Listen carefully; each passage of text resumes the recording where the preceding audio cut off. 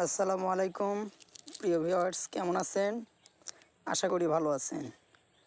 এই ভিডিওতে আমি দেখাবো ফুল ফোটার 3 থেকে 4 দিন পর ফুল কেমন হয় আর ফলটা কিভাবে সেট হয় সেটা। তো দেখতে হলে আমাদের সাথে থাকুন, আর যারা আমার চ্যানেলটিকে সাবস্ক্রাইব করেনি অতি তাড়াতাড়ি সাবস্ক্রাইব করে নেন, আর পাশে থাকা বেল আইকনটি ক্লিক করে দেন, তাতে এই চ্যানেলে কোনো ভিডিও আর মিস হবে না। তো দেখুন, এই যে এই ফুলটা আজ থেকে 4 দিন আগে ফুটেছিল, এটি নেতিয়ে গেছে। আর এই যে এটা ফুলের অংশ, এটা চুপসে গেছে, আর গোড়ার এইটুকু অংশ এটাই ফলে পরিণত হবে। ঠিক একইভাবে এই ফুলটাও দেখুন, এইভাবে চুপসে গেছে। এটা আস্তে আস্তে এই রূপ ধারণ করবে, এটা পরবর্তীতে আরও বড়।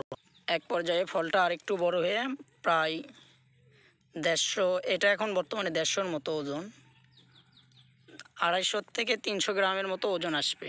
এখন এখানে নতুন করে আরেকটু, গত ভিডিওতে দেখেছিলাম ছোট্ট একটা কুলি, সেটা আছে এত বড় হয়েছে। এটা মেবি আর 3 দিন পর ফুটবে। এই যে এগুলো নিতে গেছে একবারে। আর একটা জিনিস, এখানে দেখেন বৃষ্টি পড়ছিল, এখানে পচন ধরছে। তো পচনের হাত থেকে রক্ষা পাওয়ার জন্য যে হলুদ অংশ, এটা এভাবে টান দিয়ে ফেলে দিতে হয়, তাহলে পচনটা ফলটাকে নষ্ট হতে দেবে না।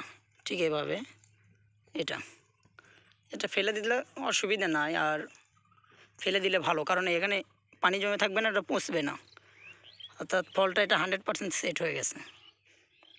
এটা করে দেবো আরও 2 দিন পর যাক।